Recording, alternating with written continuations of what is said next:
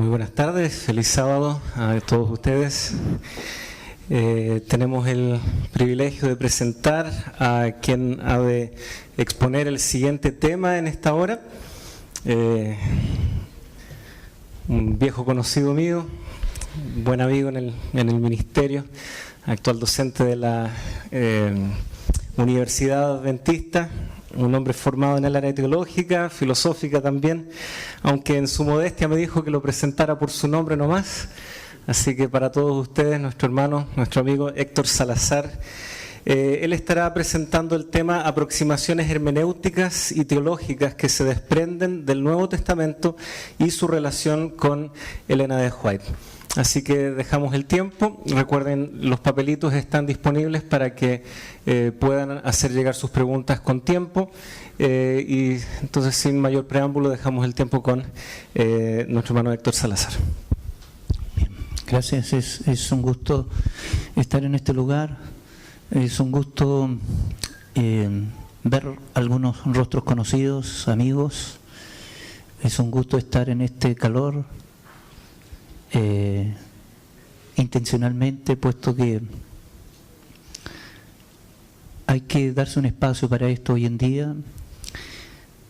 Si en caso vamos de camino a la fe, con todo vamos no con camino o con paso cansino. Vamos con un paso, aunque lento para algunos, con todo con seguridad.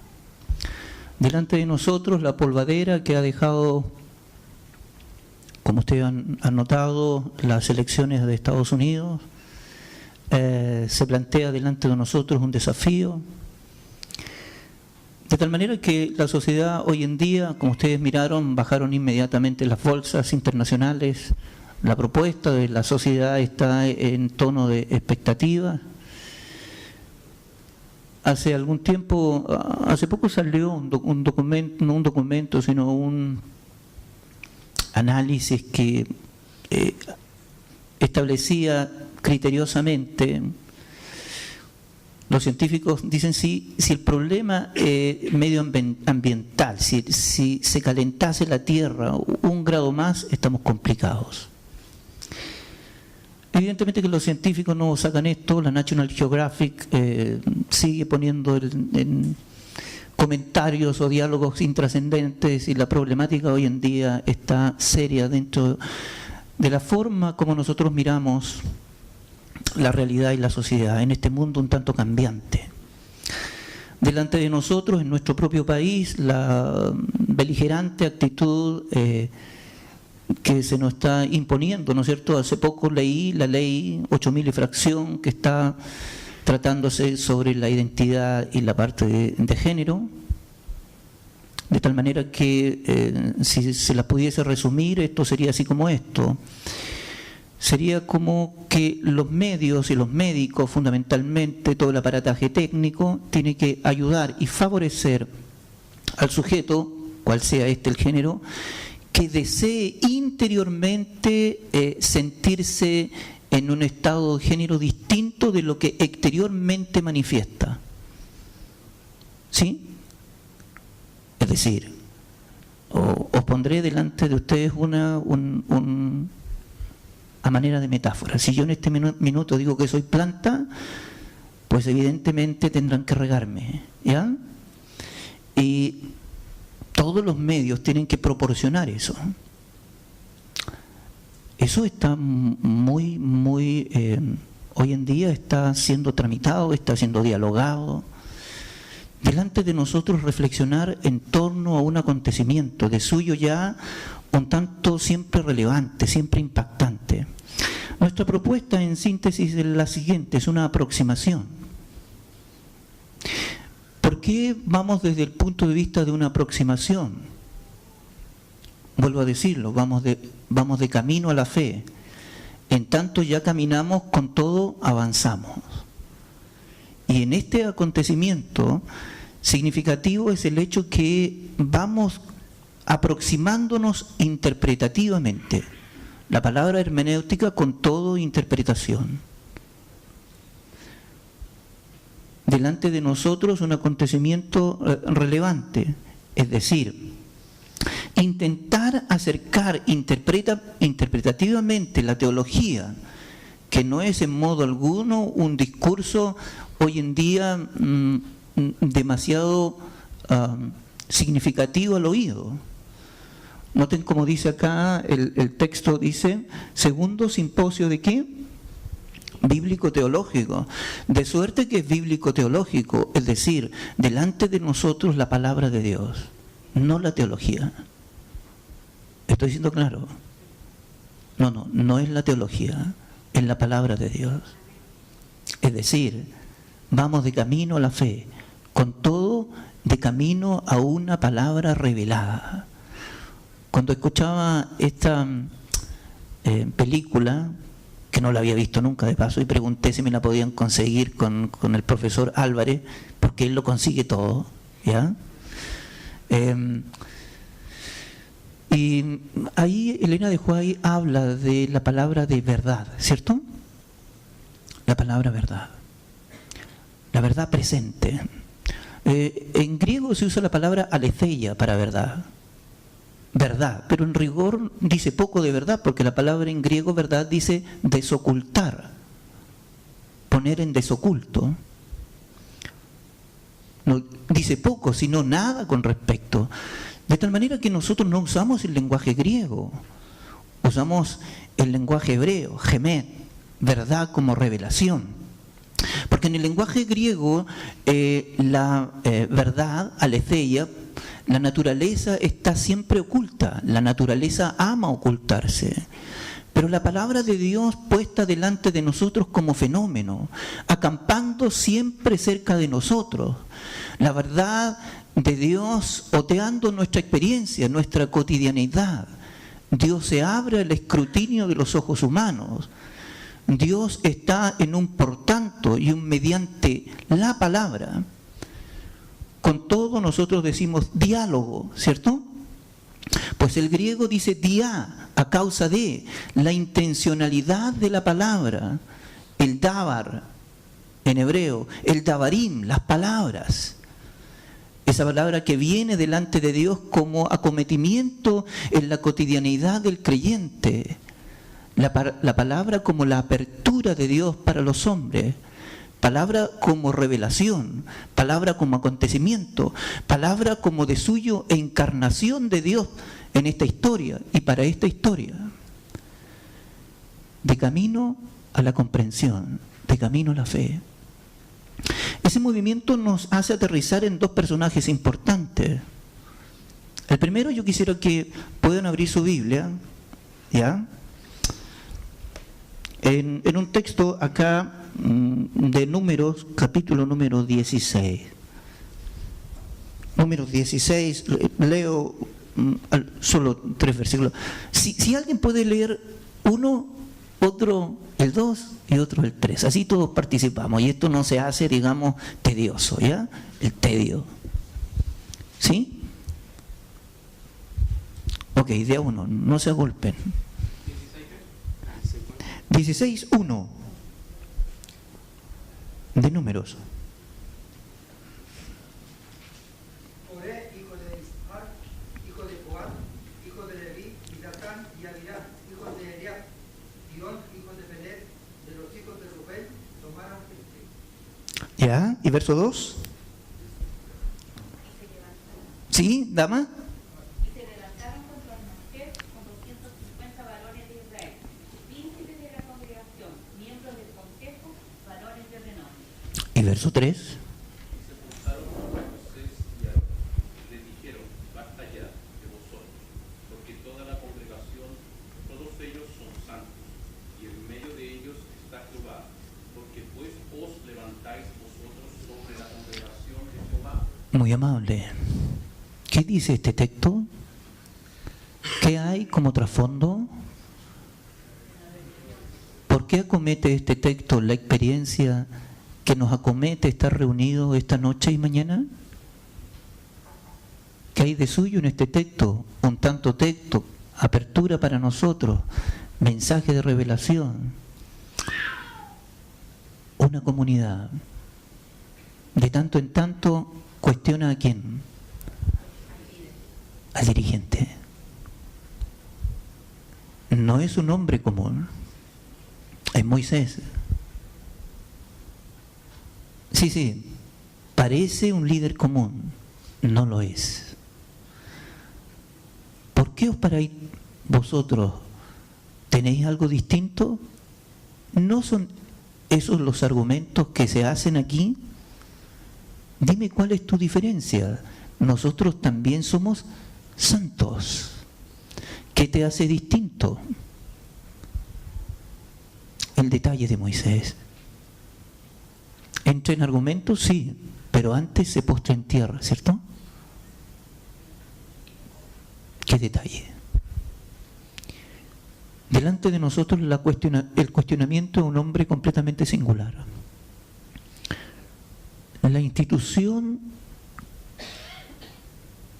como dirá un pensador Pfeiffer, el cuestionamiento a la iglesia antigua, si vamos a usar esa palabra, ahí a la dirigencia, de tal manera que parece que aquí hay un problema grave.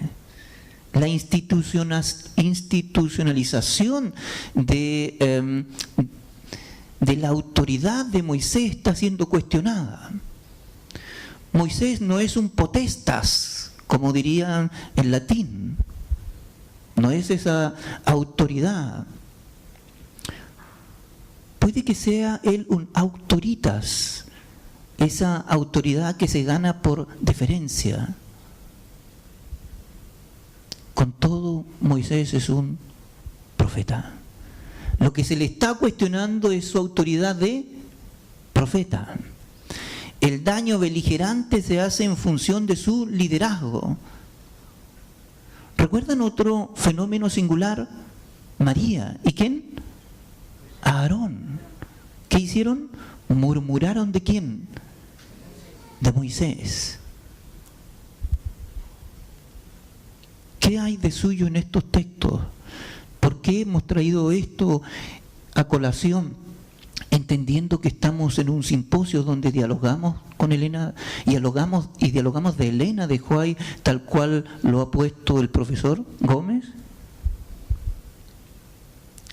Es decir, la problemática que subyace, a saber, delante de nosotros el cuestionamiento al liderazgo, a la autoridad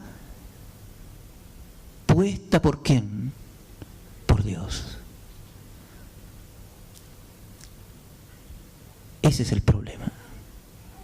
No quisiéramos indagar más sobre eso. No ese es el propósito de esta actividad. Se desafía entonces la autoridad ¿de quién? ¿De Moisés? En cierto modo, se desafía la autoridad de Dios. Ese es el problema.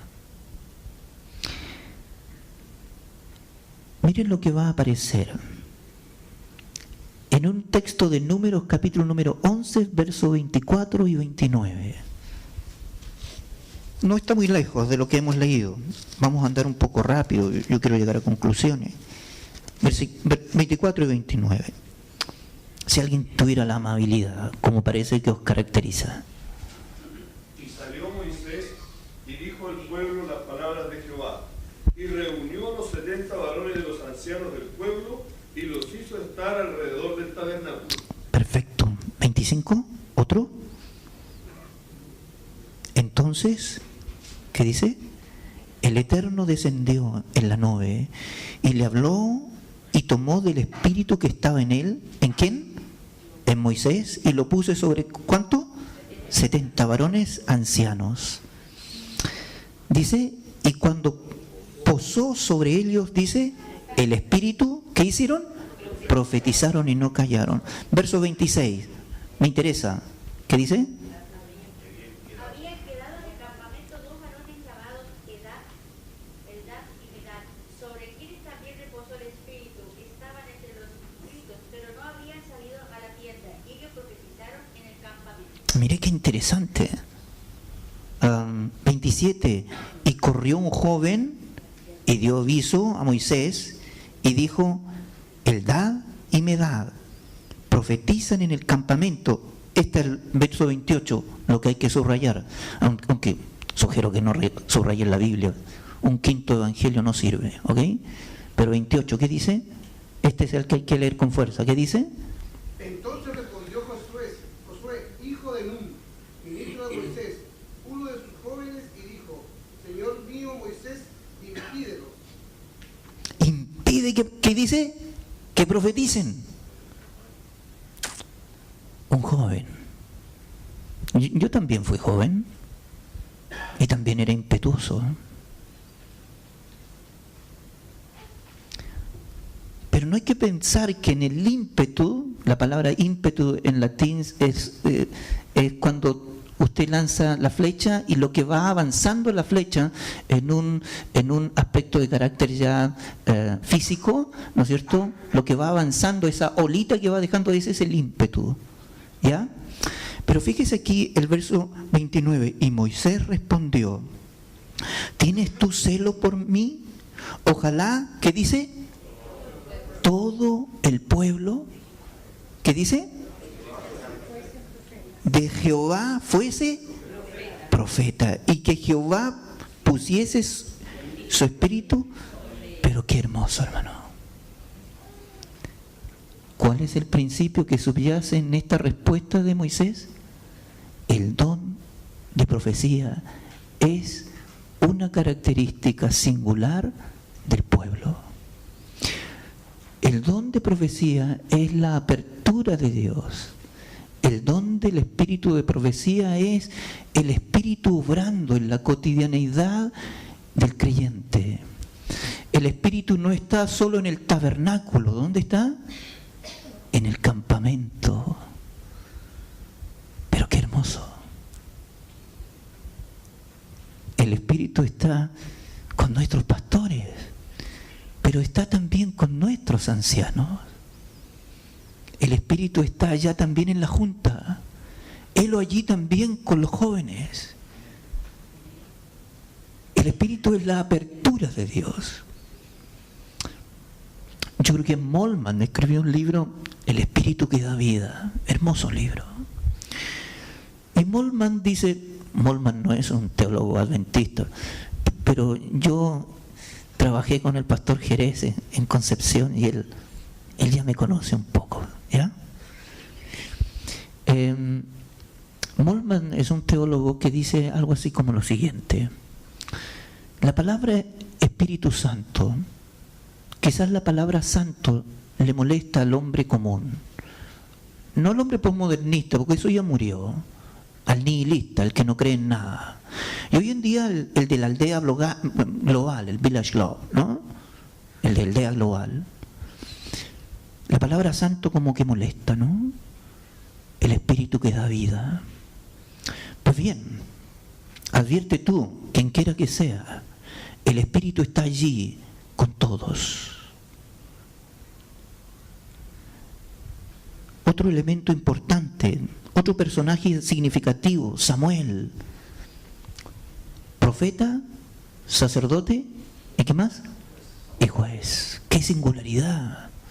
En algunos momentos Dios, hablando con otro profeta, le dice: si estuviera aquí Daniel, Moisés y Samuel, ¿recuerdan? Personajes para Dios descollantes.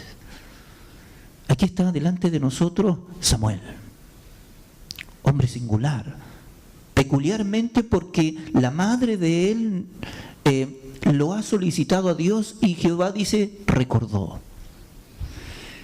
Miren el texto hermoso de 1 de Samuel 3, 19 al 21, probablemente no lo vamos a leer, pero allí el énfasis es que los filisteos no volvieron a entrar en territorio de Israel durante toda la vida de Samuel. Otro texto de 1 de Samuel 7, 12, 13, Samuel ejercía como juez y sacerdote en varios santuarios. A veces se desplazaba de Gilgal a Betel, ¿se recuerdan? Samuel está allí. No cumple solo una función de profeta. Samuel abre y cierra la puerta. ¿Recuerdan el consejo de Samuel cuando impetuosamente vino Saúl? ¿Y qué sucedió? Y la orden era: mata y no perdone a quién. Y cuando se demora Samuel, Saúl arrogantemente realiza un acto de sacrificio, labor que le corresponde solamente a ¿quiénes? A los sacerdotes. Entonces, cuando apareció Samuel, dijo: bueno, tú te demoraste, y para que el pueblo no se impacientara, entonces yo, ¿cómo dice? Me forcé, ¿cierto? Hice esto, sacrifiqué, y además Samuel dice: ¿qué es lo que estoy escuchando? ¿El mugir de qué cosa? De los animales. Y Samuel destruye y mata, y aparece un concepto. ¿No se complace Jehová mejor en qué dice? En la obediencia. Segundo principio: el profeta cumple distintos roles, y no solamente el rol de vaticinar eventos. Allá Elena de Huay, consejera, maestra, orientadora, coparticipadora, cofundadora. No, es que Elena de Huay es profeta. No te confundas. En el lenguaje de Dios, sus profetas son multifuncionales. Qué singularidad, qué apertura de conocimiento de Dios. Nosotros que anteayer estuve invitado a la Universidad del Biobío a dar una charla inaugural sobre un congreso sobre historia clásica, de tal manera que yo expuse sobre la epistemología y el concepto y el griego en la función del pensamiento histórico. Y hacía bastante énfasis a los académicos allí presentes y a algunos alumnos funcionalmente que la problemática de la educación es que parceló el conocimiento. Pues en el lenguaje de Dios, el profeta no solo vaticina eventos, administra, es juez, es sacerdote. ¿Pero por qué lo hace? Porque es un profeta. ¿Puede un hombre común, es decir, uno tan común como el que está hablando ahora, hacer eso? La respuesta es un tajante: no. El profeta goza de cierta singularidad, tiene ciertos susurros de Dios que yo no tengo. Miremos otro aspecto. De tal manera que en el lenguaje del Antiguo Testamento se advierte una cuestión aún más enriquecedora. En el lenguaje de Dios, Amós 3:7, ¿qué dice? Porque no hará nada Dios sin... Texto que nosotros conocemos al dedillo. ¿Qué es lo que nos dice ese texto? Dios no avanza en el plan de salvación, si en tanto plan acontecimiento redentivo para nosotros, si en cuanto acontecimiento necesariamente histórico, es decir, el acontecimiento histórico redentivo acomete la experiencia de nosotros. ¿Cómo lo sabemos? Pues porque el profetismo está presente. ¿No tiene otro texto en Proverbios? Cuando Proverbios dice, ¿qué sucede cuando hay Proverbios 29:18? A ver. Correcto. Es decir, la ausencia del profeta cae en la cuenta que el espíritu, la comunidad de creyentes se desorienta. El profeta no es una posibilidad, es una necesidad. Allí donde está el profeta, allí hay dirección del Espíritu. Allí donde el profeta habla, allí Dios orienta las decisiones de su pueblo. Allí donde está el profeta, inexorablemente está el Espíritu. como nos enseñó Cristo, para que el Espíritu esté, tiene que haber unidad. Pero qué hermoso, qué forma distinguida de llevar adelante una administración. Puede notarse también, a juicio de cómo esto se halla notorio en el Nuevo Testamento. ¿Tiene esto un impacto en el Nuevo Testamento? Usted ha oído hablar del periodo intertestamentario, entre en latín, ¿no? Entre los testamentos. Evidentemente que allí suceden muchas cosas. La lengua internacional de ese periodo es el arameo. ¿Ya? Están apareciendo los griegos desde las islas, Kos particularmente. Se va a escribir el Tanaj, se va a escribir la Mishnah, el Talmud. Bueno, va a aparecer muchas cosas ahí, ¿no? La Septuaginta. ¿Qué sucede cuando se produce la Septuaginta? Pues lisa y llanamente en esa interpretación hay un cambio de paradigma brutal. Pues se pasa de una concepción hebrea a una concepción de mundo de carácter griega. ¿Y qué tiene eso un impacto para nosotros? Evidentemente, pues. Puesto que el hebreo no fragmenta, el griego fragmenta. ¿Puede usted ser un poco más claro? Cuando decimos esto, usted lo notará que el hebreo cuando dice, nosotros somos un alma. Así hay un hermoso libro de Hans Walter Wolf, ¿no es cierto? Antropología del Antiguo Testamento. Wolf nos dirá que la palabra alma, ¿no es cierto?, en hebreo es esencialmente nosotros somos un alma, nefesh hayá, un alma viva, y los animales niseman hayá, un alma muda.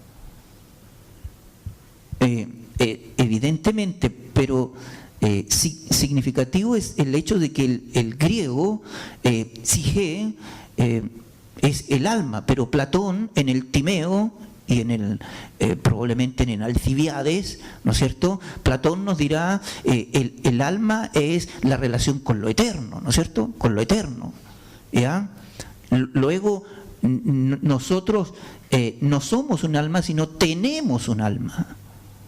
Y ahí la cosa se hace más peligrosa, porque cuando Agustín de Hipona tomó esos conceptos en el libro de Trinitate, ¿no es cierto?, la teología católica, posteriormente con Tomás de Aquino y Aristóteles, van a concebir estas concepciones que hoy en día el ser humano cree, que aunque esté muerto, el alma ¿para dónde va?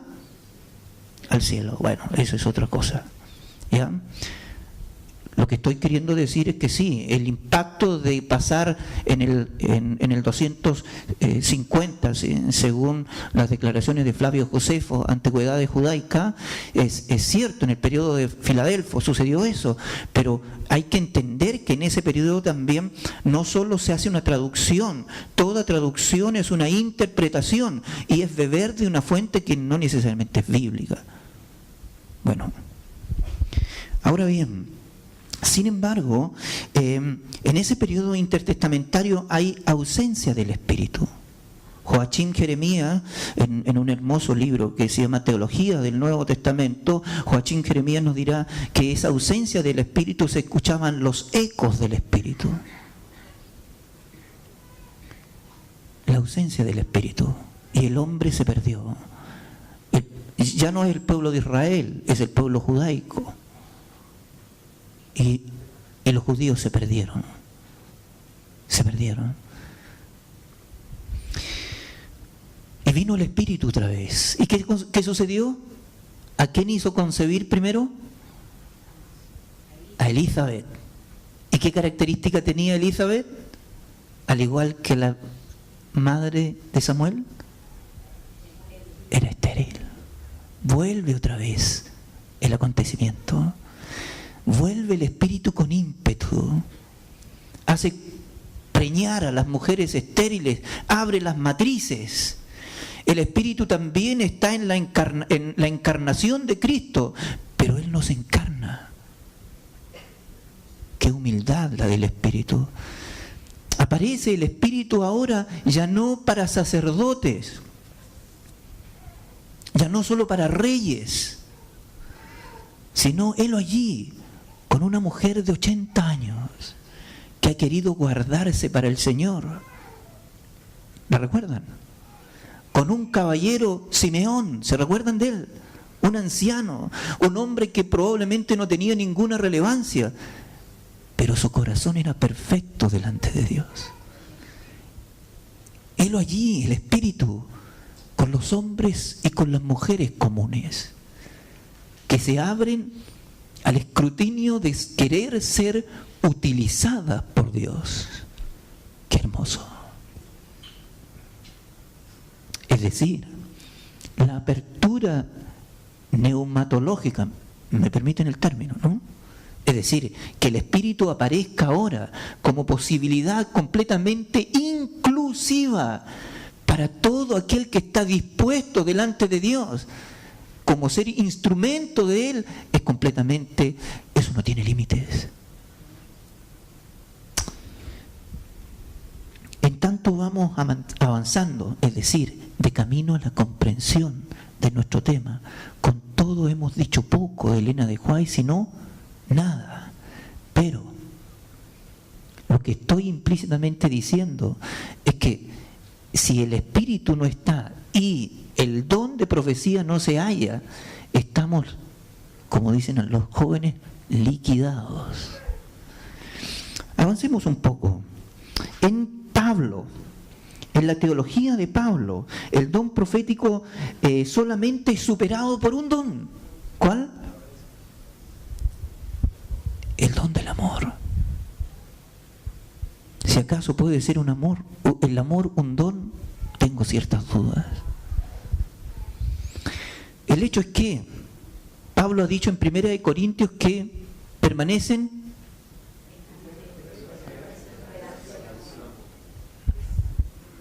la profecía tiene un final. La profecía no será para siempre. La fe tampoco será para siempre. De hecho, la oración tampoco será para siempre. Todos esos son comunicaciones indirectas con Dios, si me lo permito decir. No tenemos una comunicación directa con Dios, tenemos una comunicación indirecta con Él. Adviértase que en el lenguaje de Pablo, allí él tiene unas declaraciones que son muy enriquecedoras. Yo quisiera detenerme en 1 Corintios 14. ¿Sí? Ya estamos casi terminando. Nos quedan 10 minutos. Todos los escucharon, ¿cierto? 1 de Corintios 10. Estamos terminando. ¿Sí? 10. Perdón, ¿dije 10 o era 14? Era para ver si estaban aquí, ¿no? 14, 1 al 3. Dice acá mi versión: seguid el amor, procurad los dones neumáticos, bueno, los espirituales, pero sobre todo, dice, profeticéis. Porque el que habla en lengua no habla a los hombres, sino a Dios. Es decir, la glosolalia tiene, donde lengua, tiene una comunicación directa con Dios. ¿Ya? Pues nadie dice le entiende, aunque por el Espíritu habla misterio. La palabra misterio es un concepto griego muy interesante. Dice, pero el que profetiza habla, dice, a los hombres, ¿para qué dice? Edificación, exhortación, ¿y qué dice? Consolación. ¿Dónde leyeron eso antes? ¿Quién lo había dicho antes? No me miréis a mí, mirad la Biblia. ¿Correcto? ¿No lo habéis leído antes? ¿Acaso no recordáis Números? ¿No había dicho Moisés, por mí fuera, qué cosa? Que todo el pueblo profetizase. Pues Pablo, ¿qué está diciendo? Exactamente lo mismo. Y que yo sepa, no vivieron juntos. ¿Notan cómo el Espíritu y el don de profecía siguen su camino, su rumbo, su orientación? De tal manera que podemos nosotros, en síntesis, señalar un par de cosas ya a este respecto. Pues precisamente la presencia del Espíritu en el lenguaje y en la teología de Pablo como don profético hace que la iglesia se encauce en una revelación continua, en una presencia presente de Dios, con un movimiento que va de camino hacia el tiempo del fin. Porque os quisiera decir esto con claridad meridional. No es que la iglesia adventista vaya hacia el tiempo del fin por los acontecimientos finales. Pues la iglesia va al tiempo del fin porque es el Espíritu quien conduce a la iglesia hacia la parusía. ¿Estoy siendo claro? ¿Puede ser un poco más claro? Cuidado con entender que son los acontecimientos los que están presionando a la iglesia para confrontarla con el tiempo del fin. No. Es que la iglesia, orientada por el Espíritu, se conduce por el Espíritu hacia el fin, no, hacia el encuentro con Cristo. Escatología y parusía. La escatología la conduce, el Espíritu conduce a la iglesia. Y en la escatología y en la parusía, en la segunda venida, Cristo viene al encuentro de la iglesia. No me queda todavía claro. ¿Puede ser aún más claro? ¿Quién condujo al pueblo de Israel por el desierto? ¿Quién lo condujo? Moisés, ¿cierto? No. No fue Moisés. Si habéis leído la Escritura, no fue Moisés. Isaías dice, el Espíritu de Jehová condujo a Israel por el desierto. Es el Espíritu que conduce a la iglesia remanente por el tránsito del tiempo del fin. Y lo conduce ¿hacia dónde? Hacia el reencuentro con Cristo otra vez. No te confundas. ¿Puede poner un texto bíblico para ayudar a esto? Probablemente más de uno, pero deben quedarme como 3 minutos. Y esto no es escatología. Capítulo número 13 de Marcos. ¿Sí? Marcos capítulo número 13, verso 11. Si alguien salta y lo lee, sería excepcional.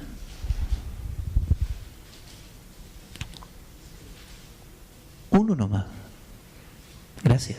Pero cuando os trajeren para entregaros, no os preocupéis por lo que habréis de decir, ni lo penséis, sino lo que os fuere dado en aquella hora, eso hablad, porque no sois vosotros los que habláis, sino el Espíritu Santo. Oh, qué hermoso.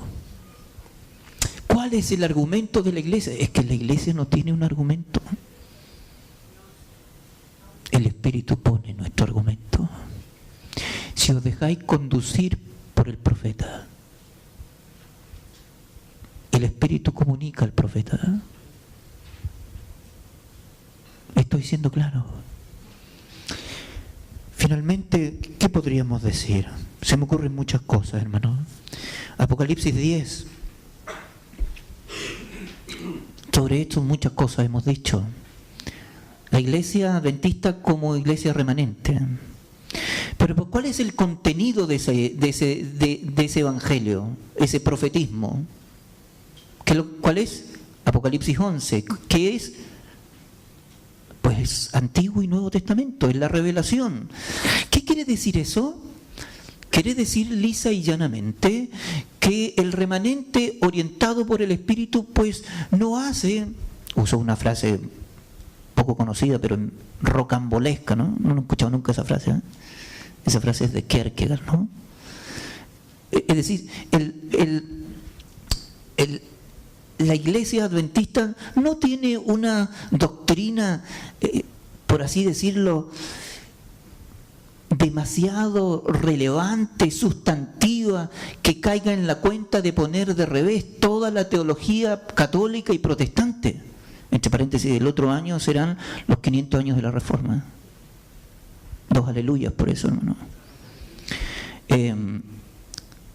¿Notan ustedes en ese aspecto?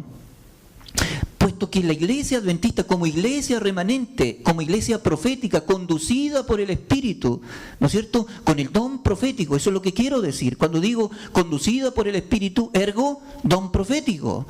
Entonces lo que estoy queriendo decir que el contenido de nuestro mensaje no es un mensaje distinto que trae una novedad en la Escritura. No. Santuario. ¿Qué más? Sábado, ¿qué más? Vamos, ustedes la conocen. Mortalidad del alma, ¿qué más? Juicio, ¿qué más? Reforma y salud, ¿qué más?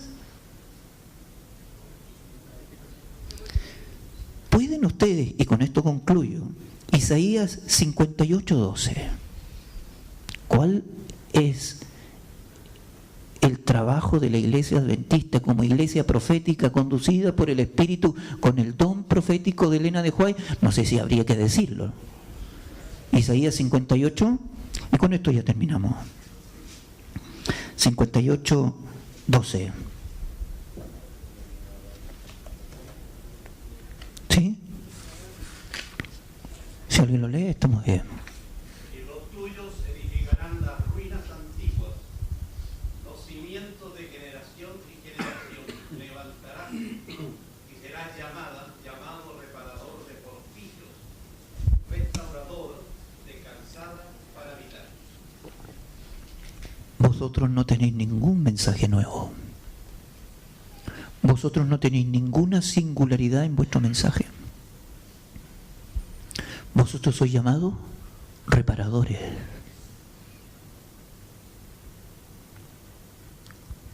Yo no guardo el sábado. Yo no lo guardo. El sábado, hermanos, me ha guardado a mí. ¿Comprende lo que estoy diciendo? Es cuestión de óptica.